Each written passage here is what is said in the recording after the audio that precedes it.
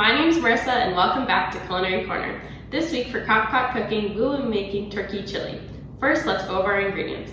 For this recipe, you will need 1 tablespoon of extra virgin olive oil, 1 red onion, 1 bell pepper, 1.5 pounds of ground turkey, black pepper, 2 cloves of garlic, 2 tablespoons of tomato paste, 1 28-ounce can of chopped tomatoes, 1 15-ounce can of black beans, 1 15-ounce can of kidney beans, 1.5 cups of low-sodium chicken broth, 2 teaspoons of chili powder, 1 teaspoon of ground cumin, 1 teaspoon of dried oregano, and some shredded cheddar cheese for garnish. Now before we do any cooking, we need to wash our hands. The CDC recommends washing your hands for 20 seconds, making sure to wash your wrists, in between your fingers, and underneath your fingernails. So let's do that now. Now that we've washed our hands, it's also important to remember that any loose clothing needs to be tied back and any long hair is pulled up and away from your face. Now let's get cooking. The first thing we're going to begin by doing is cutting up our vegetables. So first I have our red onion here, and I'm just going to cut off the ends and then peel off the papery exterior.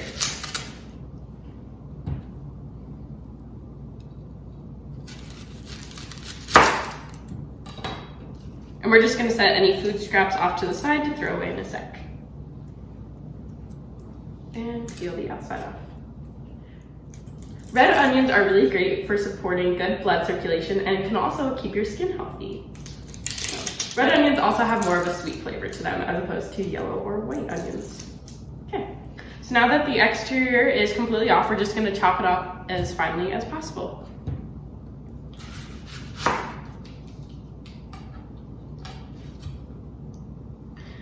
A good trick to know if you struggle with crying when you're cutting an onion is to chew some mint gum while you're doing it. The peppermint in gum actually kind of balances out the acidity of the onion. So.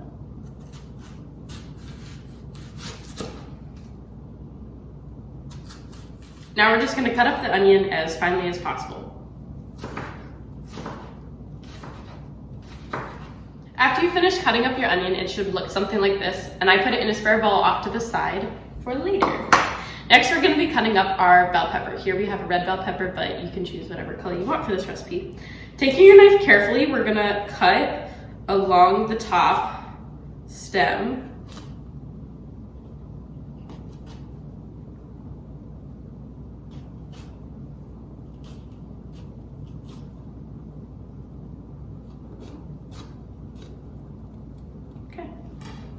And pull the stem out.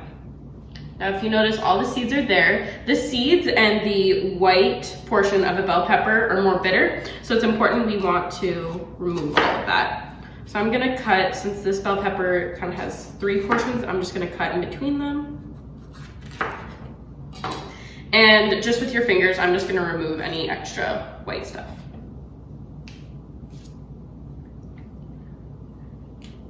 So now, they're all clean. Now we're just gonna chop those up as well. Bell peppers act as an anti-inflammatory, and they also contain lots of vitamin C.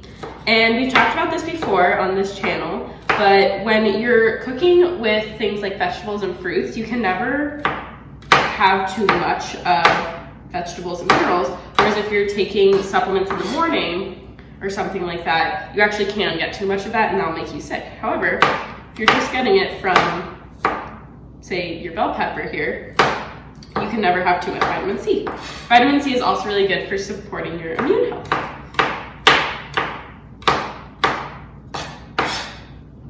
Okay, I'll continue cutting this up and then we'll come back. Now that our bell pepper is done being all cut up, it should look something like this. Once again, I just put it in a bowl off to the side because we don't need it quite yet. Now the last vegetable we have to cut up is our garlic.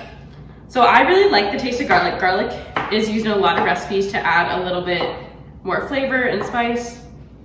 And garlic is really great for lowering your cholesterol.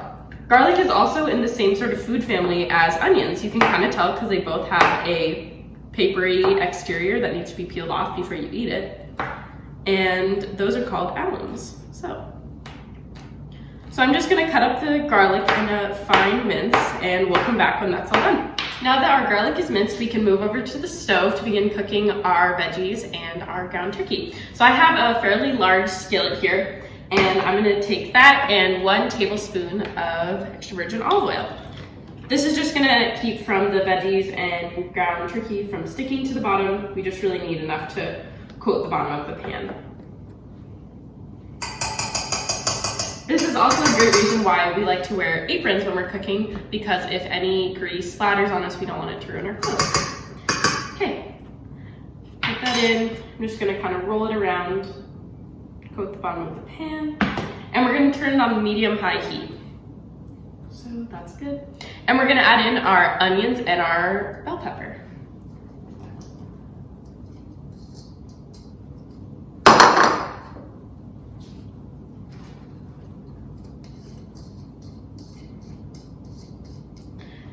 Now we're just gonna cook these enough so that they're a little bit soft and not raw, so maybe about 4 or 5 minutes, and then we're gonna add in our ground turkey next. Now that our red bell pepper and red onion have cooked for a little bit, as I'm sure you can see in here, we're gonna add in our ground turkey. Ground turkey is a great substitution for ground beef because it is a leaner meat, meaning it contains less fat. I'm gonna add this one in. Here's one. And grab our second container. There's 2.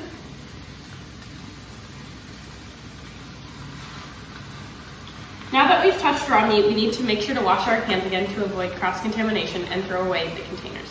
Now we're just gonna cook our ground turkey until it's a nice golden color. It doesn't need to be cooked fully because we will be putting it in the crock pot later. However, it's good to just cook it mostly now. I'm just using my spatula to kind of break up the chunks and stir it in with the onion and the bell pepper.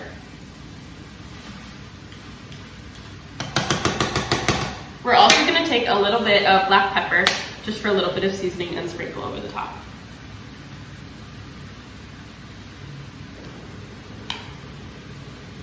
Okay, and stir that all in.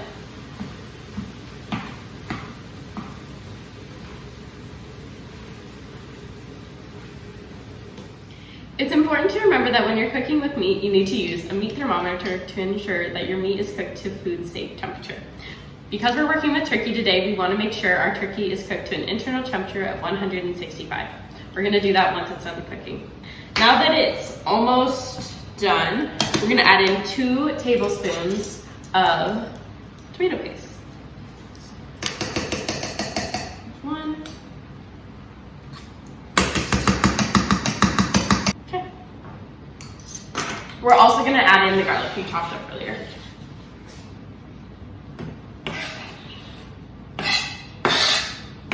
Perfect. Now we're just going to stir it up and cook it for another 2 or 3 minutes until it is fragrant. Then we're going to add it into our crock pot. Now that our ground turkey mixture is about done cooking, we're going to transfer it into our crock pot. If you have a crock pot liner you want to use, you can put that on now. If you don't, that's fine. So we're just going to stir it one last time.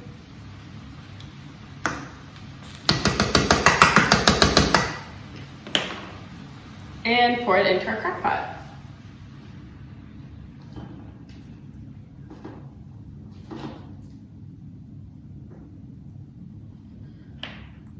Spatulas, kind of scrape off the rest.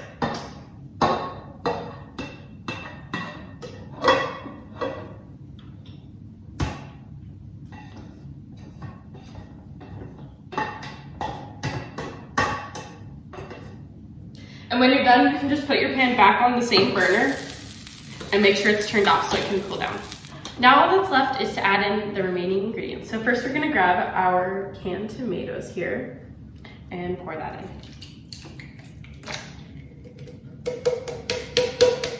Perfect. Now we're gonna grab our black beans and kidney beans. Now before we begin cooking, we rinse these off. So you open the can, put it in a strainer, and rinse them off with water. This gets rid of any additional sodium that's not really necessary for this recipe.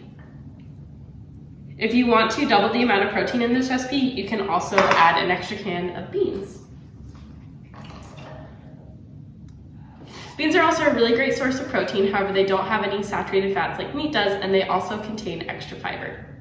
Now we're gonna add in our chicken broth. We're just gonna shake these up. These containers we bought are about 1 cup, so I'm just gonna add 1 of these and then half of the other one.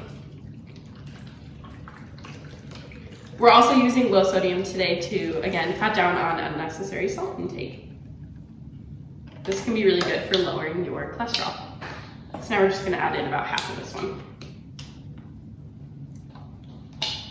Now we're gonna add in our spices. So first we're gonna add 2 teaspoons of chili powder.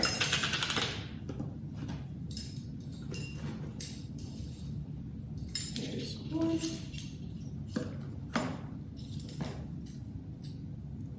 2. We're gonna add 1 teaspoon of cumin.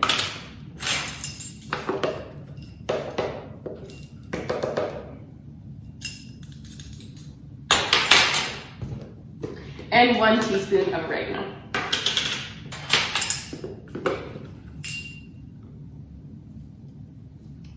Now that everything's in, we're gonna grab a spatula, we're gonna grab a spoon, and just quickly stir it up to make sure everything's together. Now that everything's mixed together, we're gonna put the lid on and cook on high for about 4 hours. You'll know it's done because it'll be a thicker, more chili consistency. After you're done, you can also add shredded cheese as a topping. Thanks so much for watching this week's episode of Crockpot Cooking where we made turkey chili. If you like this recipe, make sure to tag us on social media at UND Wellness and let us know your thoughts. Also make sure to check out our YouTube channel for more fun and healthy recipes. Thanks so much for watching. Bye.